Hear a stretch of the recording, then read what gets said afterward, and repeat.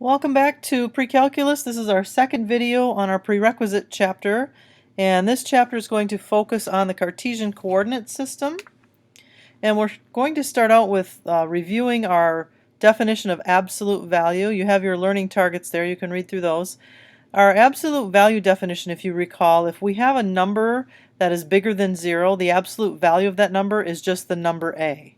If we have a number that's smaller than 0 or negative, then the absolute value turns out to be the opposite of that number, so it's the opposite of the negative, which is a positive number. And if the number is 0, then it's 0. So let's go ahead and evaluate a couple of these very quickly. Let's start out with the first one here on the left. Evaluate the absolute value of -4. Well, we said the absolute value of a negative is the opposite of that, so that would be +4. Over here on the right, pi minus 6, well, pi is about 3.14, and if we subtract 6 from that, we get a negative number, and it turns out to be -2.86. So when we evaluate the absolute value of that, we actually get a positive 2.86. The distance formula. This is an example, and it says the distance formula is derived directly from the Pythagorean theorem. Create a right triangle with a segment and solve for d. So I've created the right triangle here. So to go ahead and solve for d, what we need to do is find the distance of each of these legs, or the lengths of the legs. So the vertical distance is y2 minus y1. And on the horizontal one, that's x2 minus x1. So those are the distances, or the lengths of the legs.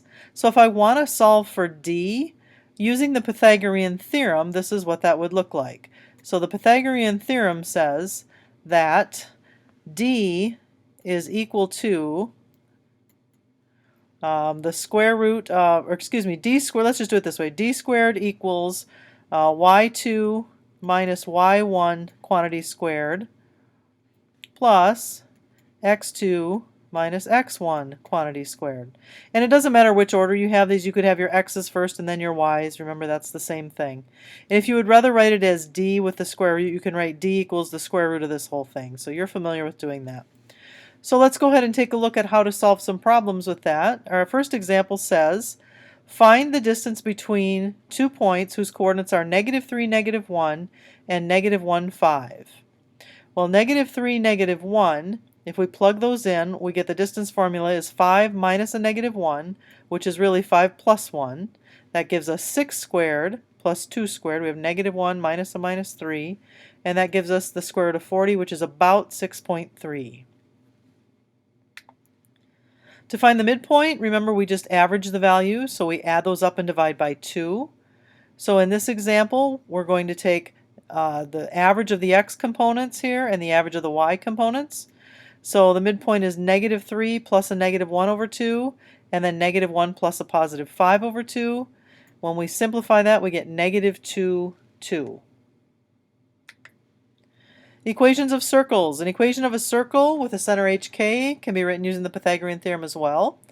The equation of the circle is r squared, that's this one right here, is x minus h squared plus y minus k squared.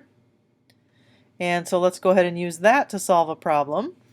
Write an equation of a circle whose radius is 3 and the center is 2, -1. So if the radius is 3, we get 3 squared equals, now h in this example is 2 and k is -1. So we get x minus 2 and y plus 1 quantities squared. And then rearranging those, just putting the r squared on the right hand side. I probably should have written this as x minus h squared y minus k squared equals r squared over on the right. I think that's usually how it's written. Doesn't matter though, both are the same. And our last example says sketch the graph of the equation that's given. Well, from this we can tell that the radius is the square root of this one, right? This is r squared, so the radius is 4. The center is the opposite of these two numbers, so it's +2, -3, so that's our center. So you can make a dot at +2, -3, that would be right here. So if you made a dot on your graph, and then you're going to measure out 4 units in both directions, okay, and that will give you a circle. So go ahead and sketch that in, and that's what your circle should look like. That's it for this video. We'll see you in class.